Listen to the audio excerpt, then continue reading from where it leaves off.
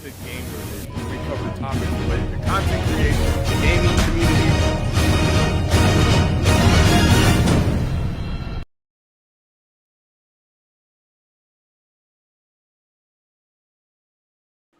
What is up, super fam and bro vengers alike? I am Sensei Finito, aka Vane Sensei. My bad about the late start here. I had a lot of stuff going on over here, over yonder, man. I didn't even know what was going on. It was a lot though. But I appreciate everybody that's here with us, and we're ready to get into our discussion, basically, our breakdown and reaction of House of the Dragon Season 2 premiere.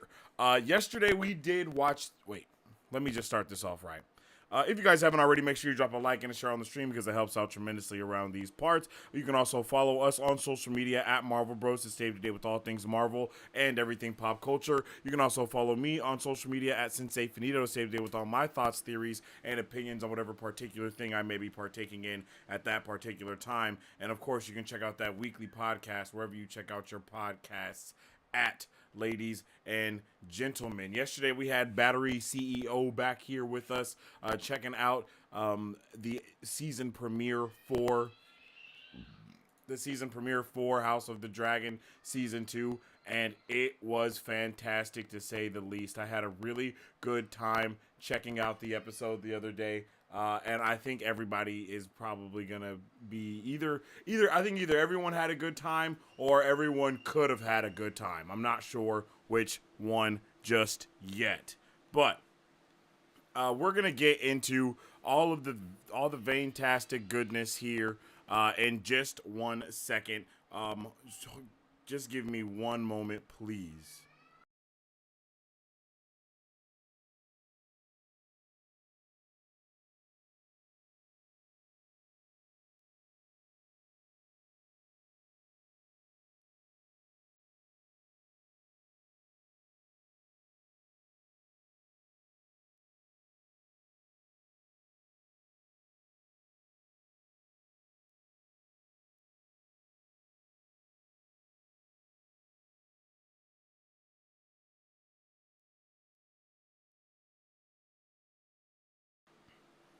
Sorry about that.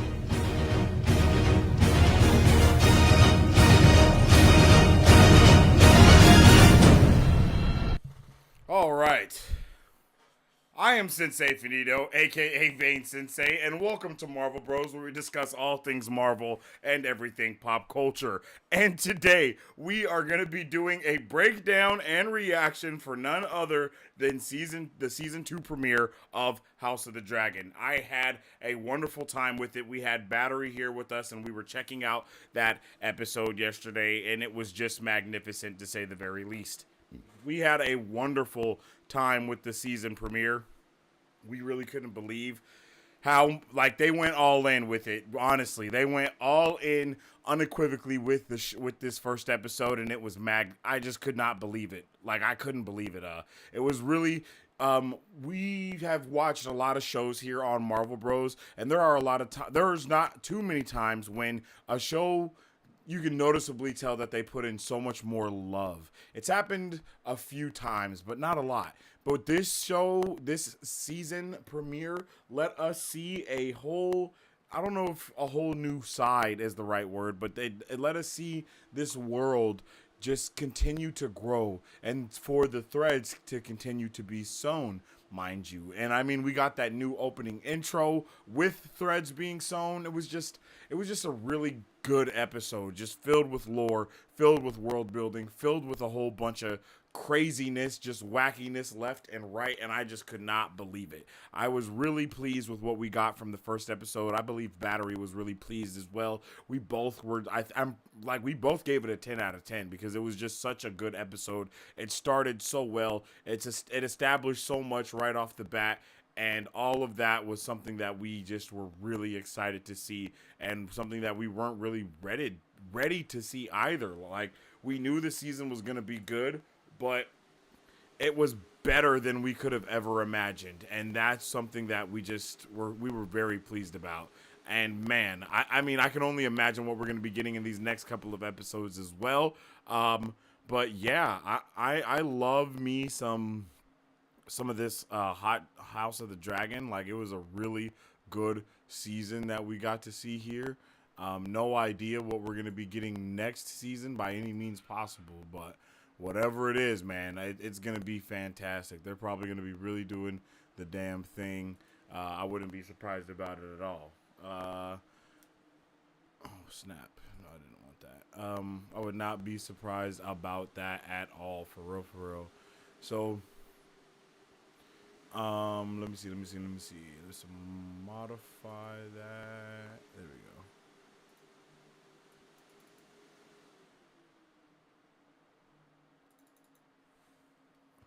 But yeah, man, let me know how you guys felt about this House of the Dragon season premiere. Again, I thought they did a really good job of just setting up this world, or not even just this world, because the world has already been set up pretty well in the first season. But I think the second season did an even better job of capitalizing on a lot of that stuff that we got to see already.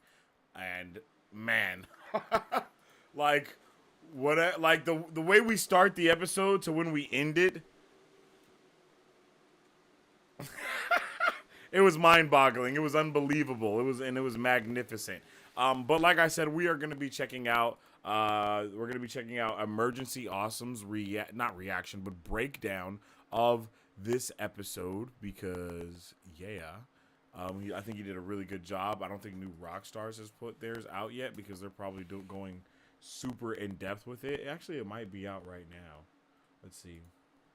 But yeah, we're gonna check out one of those breakdowns, just so we can get a little bit more context, a little bit more understanding on what is going down in this season of House of the Dragon. I don't want too many spoilers, of course, either, because we haven't seen a whole bunch of. I haven't read any of the books. I haven't really watched House of Guardians of the Galaxy, Game of Thrones, excuse me. I haven't watched Game of Thrones or I haven't. My bad. I'm sorry. I have not read Game of Thrones, and I have also not watched Game of Thrones, and I don't know what this show is based off of. I'm only a watcher when it comes to all of this, not a reader, and I haven't watched Game of Thrones either. So I'm excited to see what's going to be going on with this. I'm excited to see what's going to be going on here.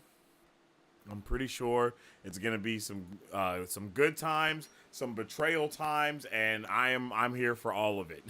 I'm here for all the betrayal, all of the hatred, all of the things that are going to be going on. I'm here for every single ounce of it. So, yeah, with all that being said, we're going to jump into it a little bit more, see what's pip, pop, plopping, and slopping. I want to know how you guys are feeling about it, too.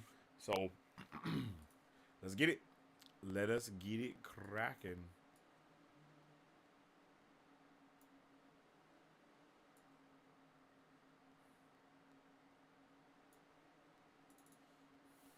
Bam.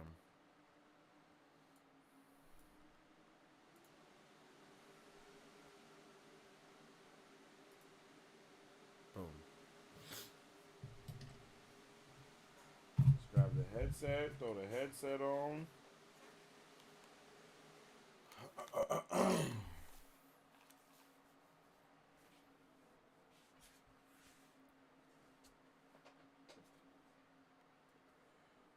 Headset is thrown on. Let's make sure the audio is on for you lovely lads.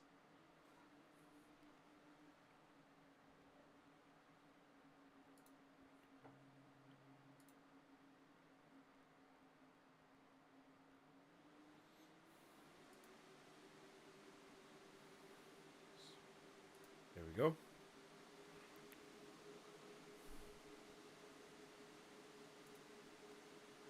Yep.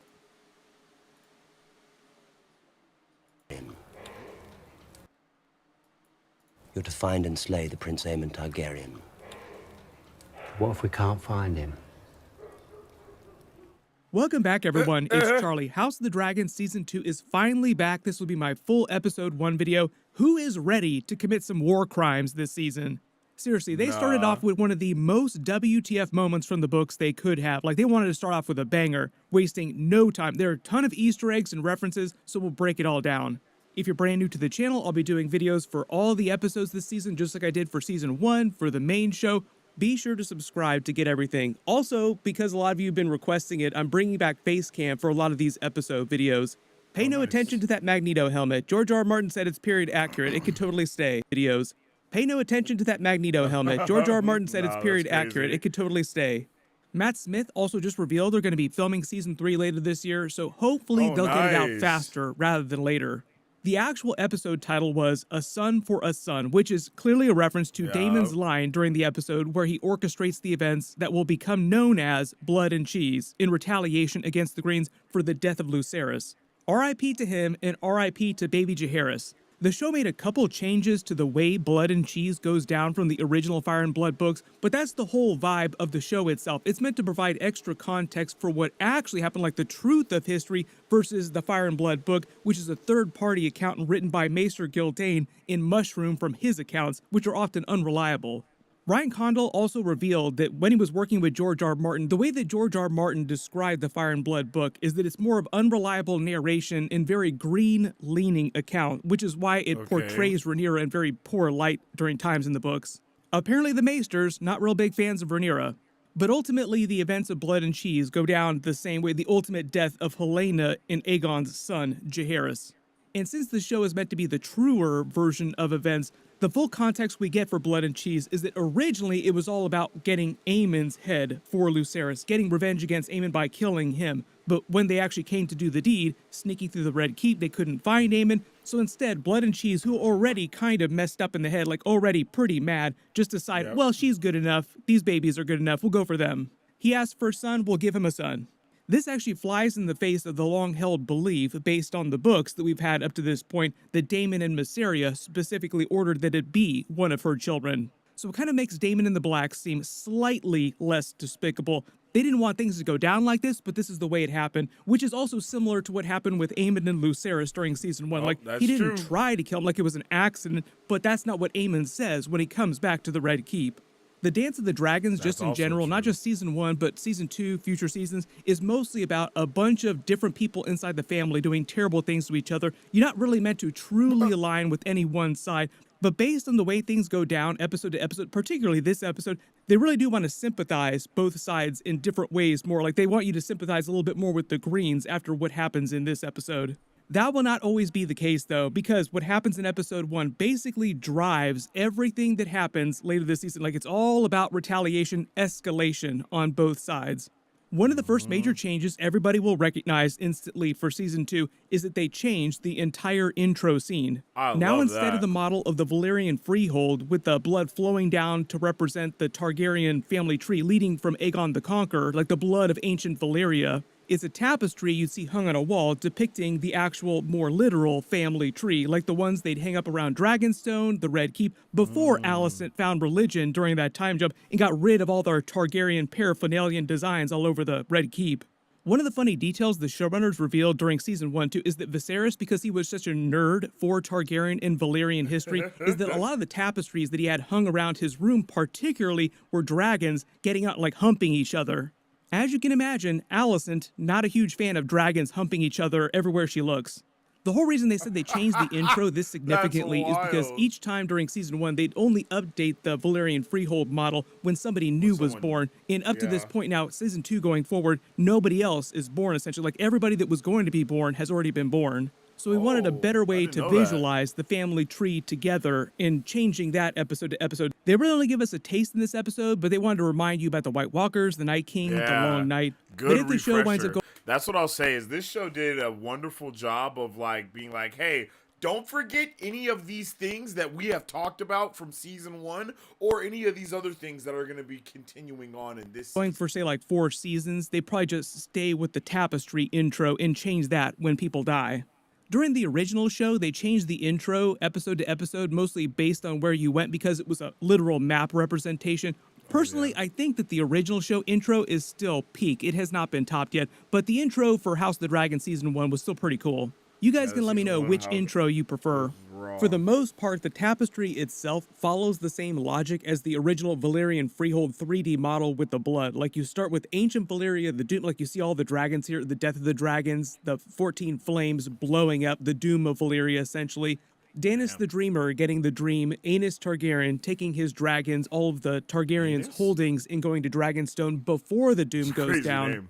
Then the rise of Aegon the Conqueror, the Conquest, the you see blood is Maegor the spewing. Cruel here eventually, then Jaehaerys and his wife Alysanne. They're also mentioned later in the episode. The division of the Blacks and the Greens, then Aegon on the Iron Throne, Rhaenyra separately on her throne on Dragonstone. In the way they depict the ending is as if the tapestry is being woven inside the Iron Throne Room in view of the throne itself. The That's actual pretty peak, opening too, I'm scene of not the gonna episode lie. starts with Cregan Stark and Jaehaerys up at the north. Cregan Welcome back, Stark, House Stark. It's been so long. We saw a House Stark cameo briefly during Season 1, Episode 1. Cregan's father, Rickon Stark, for whom young Rickon, later in the timeline, winds up being named on the main show, can be seen swearing fealty to Rhaenyra after she was named the heir, with the other Lords of the Realm also bowing to her, which they kind of reneged on. Like, that's why we're in this whole situation now. There's a special ceremony that Cregan created at the beginning of winter each season. 1 in 10 men inside his forces are chosen to fortify the wall, including members inside the line of succession to the Stark family. Jaehaerys references the time Torrhen Stark bent the knee to Aegon the Conqueror during the actual conquest. Cregan references how his father Rickon brought King Jaehaerys and Alysanne and their dragons Vermithor and Silverwing to the wall, and how the dragons refused to cross the wall because they were afraid of the Night King and the White Walkers. There was a ton of plot that happened up in the north around House Stark, Winterfell during Season 1, but the show just completely skipped it all. It happened during the time jump between Episode 5 and Episode 6. I'll probably do like a separate video talking more about that. Yeah, I You could go definitely on for wanna like know an about hour that talking about stuff. all the stuff that the show skipped over. Rickon passed away during that time jump, and at the time, Cregan was only about 13 years old, so the title, Lord of Winterfell, passed to him naturally as it would, but Rickon's brother, Bernard Stark, served as his regent while Cregan was still very young, growing up, and as he got older, just refused to let go of that power, causing their own little civil war in the north. As you can see clearly, Cregan I became Lord of Winterfell proper, wound up marrying his childhood sweetheart, where we see him now up at the wall with Jaehaerys. This is one of the reasons why he's so sympathetic to Rhaenyra, why he pledges his fealty to her again, or sort of reaffirms Winterfell's fealty to her. Because the same basic thing is happening to Rhaenyra with someone else trying to usurp her rightful Iron Throne. Also, the idea that Cregan Stark has a very Ned Stark-like sense of duty and honor, and because Rickon swore the oath of fealty to Rhaenyra so many years ago, Cregan feels honor-bound to uphold that oath. When Episode 1 picks up in present day, it's only been about 10 days since the end of Season 1, so not much time has gone by. Like, everybody's still grieving for a bunch of different characters. Add a couple new ones to that list by the end of the episode. But in that 10 days, Jaehaerys sealed the alliance and obviously traveled north to the wall, so we also get the Easter eggs and references to the Night's Watch, the White Walkers, the Night King. The show doesn't really have a lot of time to spend up there, but they're just reminding you that that's a big concern in the background. One of the things that Rhaenyra is really worried about. Tom Taylor is playing Cregan Stark. You can detect a little bit of that northern accent, like he's trying to do his best Ned Stark, best Jon Snow type of accent there. You get that sense of duty and honor for him that's sort of baked into all the Starks just in general. We get to see another resupply run with them taking more men to the Night's Watch to Castle Black, and while they're there, he also gives Jaehaerys a bit of a PowerPoint tutorial on how the Night's Watch works. Because if it wasn't clear during Season 1, they didn't really get into it, Jaehaerys had never been to the wall before. Notice he's also carrying ice on his back, the Valyrian greatsword of House Stark. It hasn't been melted down by Tywin yet later in the timeline. R.I.P. Ned Stark. He's also wearing that similar northern armor, basically the same type that Jon Snow wore later in the timeline, because that's just the type of armor that they wore in the north across the ages.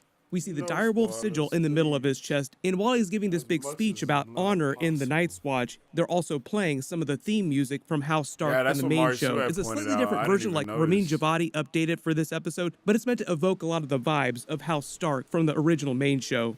A lot of people will be asking about what's going on with the Night King during this episode when they're looking out over the wall. Like, is he around? Are the White Walkers active? They're still mostly just in the lands of Always Winter, probably running brief raids to actually boost their numbers. There are probably people making sacrifices to them during this part of the timeline in the north, like Craster, for instance, good example. Craster would not be born yet during the events of this show, but you still have people like Craster in the north that are making sacrifices to them.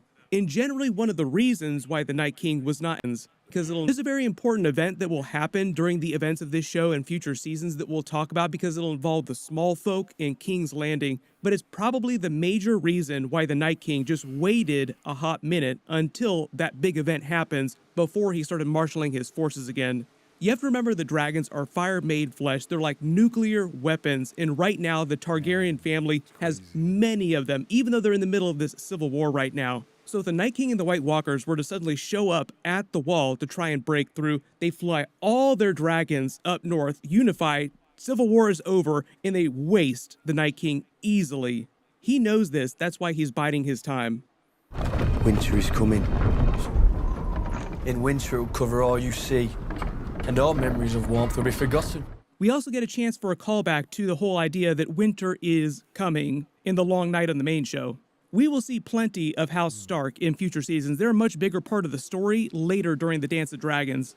Their scene up on the wall looking out over the north is also meant to be a direct parallel to Jon Snow on the main show doing the same thing with Benjen during season 1.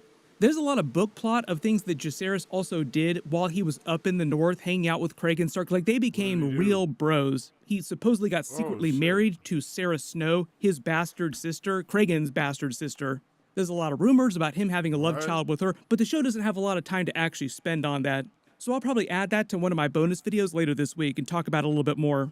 Because they are blowing through plot really fast this season, and probably one of my biggest complaints of the season so far, even though we're pretty early on, is that they cut 2 episodes. It's only going to be 8 episodes instead of the usual 10. Then Jace gets word from Dragonstone about what happened to Lucera. Right, it makes sense, though. I mean, it makes sense that they got to cut those episodes when you think about the writer's strikes and all the stuff that was going on there. You know what I mean? Episodes instead of the usual 10. Then Jace gets word from Dragonstone about what happened to Lucerys with orders to return home. We get a much better look at the entrance of the Dragonmont here. Corlys Velaryon comes to see Alan Hull, one of his bastards, but it's not clear if Alan knows that he's one of Corlys's bastards, but we get some backstory between the two of them, like he's been working with his fleet. Corlys Velaryon comes home. We get a much better look at the entrance of the Dragonmont here. Corlys Velaryon comes to see Alan Hull, one of his bastards, but it's not clear if Alan knows that he's one of Corlys's bastards, but we get some backstory between the two of them, like he's been working with his fleet for a long time, and he's the one during the events of Season 1 who personally saved Corlys's life when we saw him return to Dragonstone. When he mentions his brother, that's Corlys's other bastard, Adam Hull, who winds up riding Silverwing, becoming one of the other dragon seeds. We meet a couple of them during this episode. Notice how the Kingsguard and the Castle Guard have all their colors changed to green for Aegon and the Greens. They make it a point to show them manning the Scorpion because during this period in history, there was a lot more knowledge of how to actually fight dragons. And we jump to King's Landing to show you what's going on with the Greens after the season 1 finale. That's kind of what and surprise, surprise, goody two-shoes, Alicent is totally getting it on with Kristen Cole. It's basically meant to herald the beginning of the downfall from her being this very prim and proper persona, like the mask that Alicent had been wearing her whole life, where she spent all this time being a bastion of tradition, following rules, doing anything people told her to do, including the small council of Viserys and her father. But you can kind of see her whole relationship with Sir Lord Weird Footstuff is kind of been grating on her whole, like all these sacrifices that she's making, personal sacrifices. And ultimately she finds that it leads to nothing for her, like being a good girl her whole life got her nothing, nowhere. After Aegon is crowned, very clearly he stops listening to her, has no intention of doing what she says or listening to her suggestions at all. Everyone on the Green Council kind of derides, ignores her. Nobody seems like they even care what she has to say or what she thinks. Aemond even makes fun of her during the trailers like she's a fool. So the idea with Alicent this season is that she no longer feels like she has any purpose in her life. Nothing matters. So she starts to give in to her baser instincts, which leads to her getting it on with Kristen Cole. There were a lot of theories about this during season 1 because in the books, there is no mention of her ever getting it on with anybody after the death of Viserys. Clearly that is not the case. She is DTF now.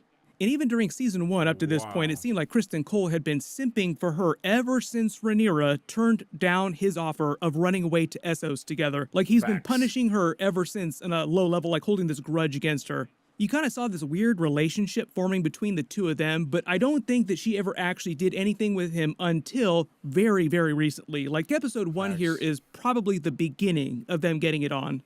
When they're entering the council room, this is cheese, just like an early teaser. Notice the map of Westeros in the background they have for war planning. Aegon also makes Tyrion Lannister give Jaehaerys a pony ride until Alicent stops him.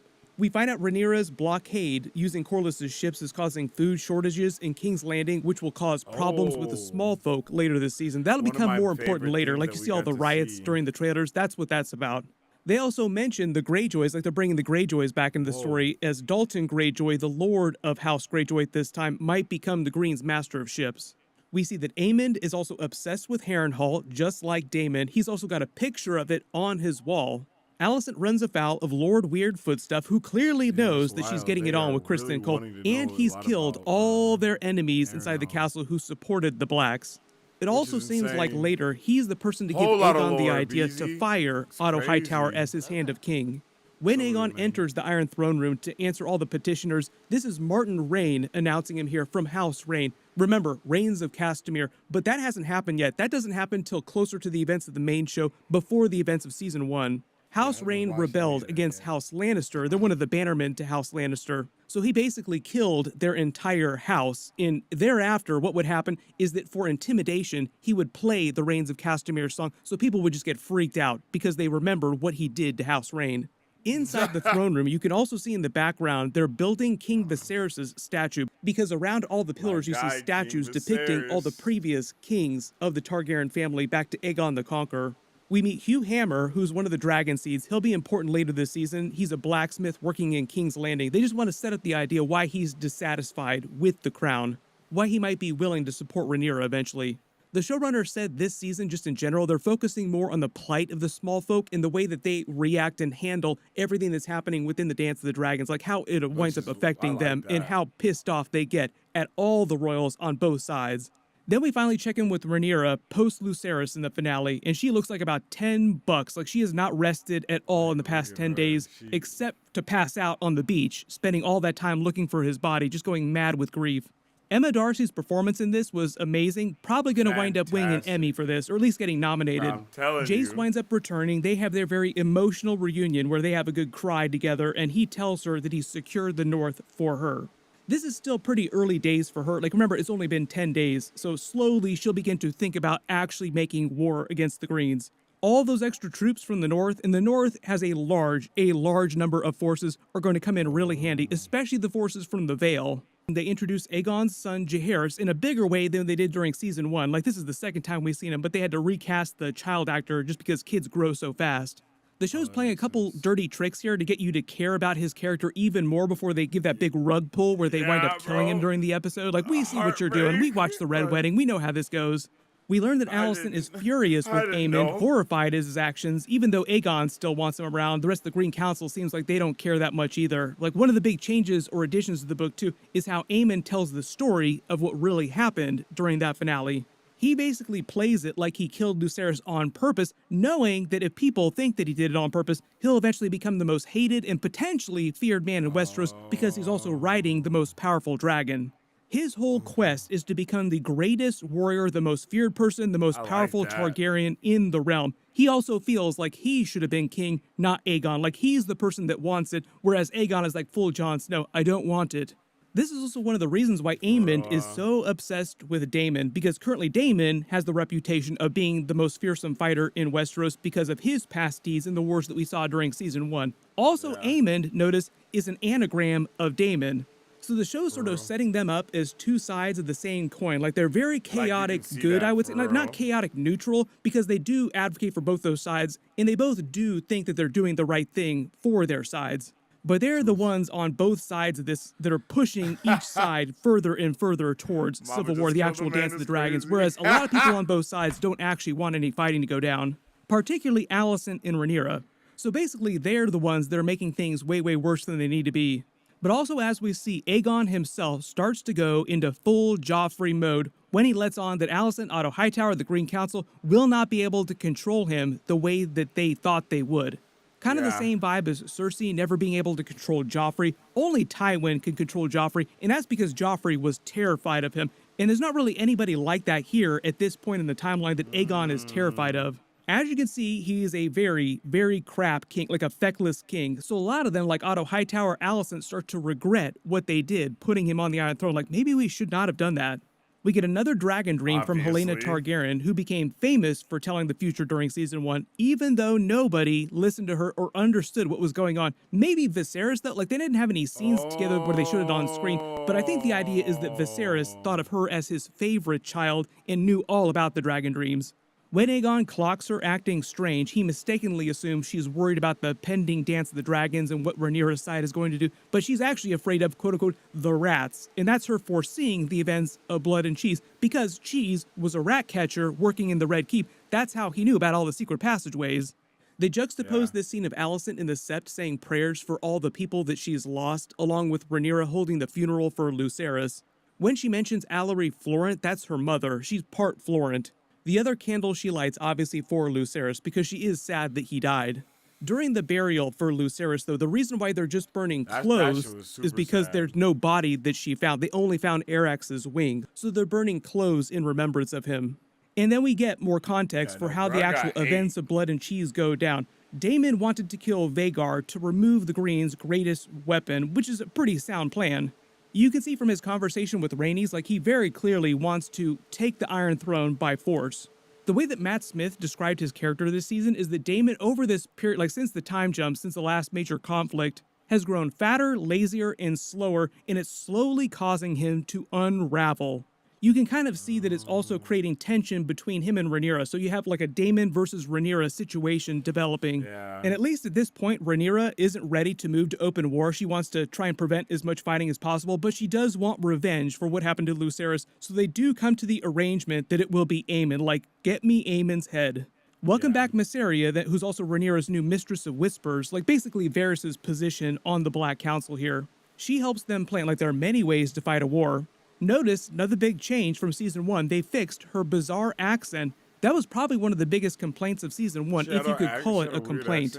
Now she sounds more like she came from a specific place in Westeros, like they tried to tie her accent down to a specific region. She comes up with the actual plan to hire Blood and Cheese. Daemon pays them off to get them inside the Red Keep. And Blood and Daemon do have history. Like Blood's real name is unknown in the books. He's just remembered as Blood the Butcher. But he was a former commander in the City Watch, the Gold Cloaks, which Daemon created, who was eventually kicked out by the Greens for brutality after he killed a woman in a brothel. So he has a grudge against the Greens, and he's still kind of loyal to Daemon. And they're very careful to show you, specifically he tasked them with bringing them Aemon's head, an eye for an eye, a son for a son. During their meeting, when Blood mentions Maegor's tunnels, Maegor the Cruel finished construction of the Red Keep itself. That's why the inner part is called Maegor's Holdfast. He also had the secret tunnels and passageways built into it, and afterwards had all the builders killed so that they couldn't pass on the secrets of the existence of the tunnels. This is actually a big part too. A lot of people will be talking about this. Blood asked Daemon what they should do if they can't find Aemon. The show doesn't reveal what he says, but clearly he said something. They want you to wonder if he actually told them to kill one of Aegon's children, like Jaehaerys, for instance, a son for a son. But I think what actually happened here, like the reality, is that he just told them, well, if you can't find Aemon, it's a son for a son, so just find another son. And as we see them get lost eventually inside the upper chambers of the Red Keep, Cheese just winds up happening upon Helena's chambers, like, oh, well, there's a son here, let's go for this one. So again, I don't think Daemon specifically told them to kill young baby Jaehaerys. It just told them to get another son, and they saw another son. They sneak through the Red Keep and the secret passageways to Aemon's chambers, passing through the Iron Throne Room. Really funny WTF kind of messed up moment here where Aegon is getting drunk with his friends. Notice how unaware of them he is. Like his situational awareness is at rock bottom. Working hard or hardly working. When they pass by him too, notice he also drops a couple Easter eggs, even though he himself doesn't know that they're Easter eggs. When he says that Aemon is loyal as a hound, that's a bit of a wink at Joffrey talking about the hound. Like Joffrey talked about the hound that same way too. You're loyal as a hound. That's why he called him the hound. They begin to lose their temper as they can't find Aemon fast enough. They're already pretty crazy people to begin with, so of course they call an audible, settling their sights on Helena because she's the closest. This part of the episode goes down pretty similar to the way it did in the books.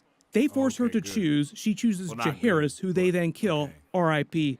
Is probably one of the most messed up things that happens during this part of the timeline, but I don't think it's quite as bad as what happened during the Red Wedding. You can let me know, like, what is the most messed up thing that they've done on the shows? Red Wedding is still probably going to be peak. A lot of people also asking, what about her other son with Aegon Maelor? He's just not here around. It's just the twins that are here for this. They then bolt. She takes Jaehaera, the other surviving twin, running to Allison's chambers, finding her mid-hump with Kristen Cole, who then realizes the horror of what's happened. You can kind of see why they did things this way, like how ultimately they will feel blame for a lot of what happened. Kristen Cole in particular, and how it drives a lot of his aggressiveness against the Blacks in retaliation the rest of the season. Like, why did he want war with Rhaenyra so badly? Well, it's because he feels guilty for what happened to Jaehaera's. There's so much stuff going on during the episode. It's like 8 little movies every single week. So if you spotted any other Easter eggs or references in the episode that I didn't talk about in this video, be sure to write them below in the comments and I'll add them in my bonus videos. My next big video will be for the episode 2 trailer. That should post Monday morning. Be sure to enable alerts for my channel so you don't miss any of that or the episode videos. And my full episode 2 video will post next week after they release it. Seriously, it is going to be a good summer. We are going to be eating good. Everybody click here for that episode 2 video. I'll update the link as soon as I post it. And click here for all my other House of the Dragon episodes. Thank you. That's awesome, bro. He did a fantastic job with that breakdown right there. I'm not going to lie to you. That was a magnificent breakdown.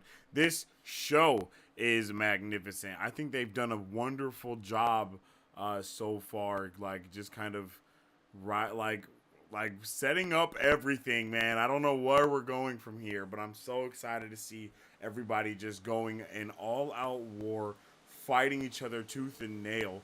I can't wait to see what's going to happen in this season. I am really excited. Like, the excitement that I feel is through the roof because it's going to be insane. It's just going to be insane. So, shout out to Emergency Awesome once again for coming through with that amazing House of the Dragon breakdown. I definitely thought New Rockstars was going to have their shit out already, but I know it takes a little bit longer because they have like an entire production team and writers and shit like that too, and I'm pretty sure Emergency Awesome just does everything like by himself type of vibe. But I'm here for it, bro. I loved that episode of House of the Dragon. Literally, it ended in one of the most traumatizing ways that it could have.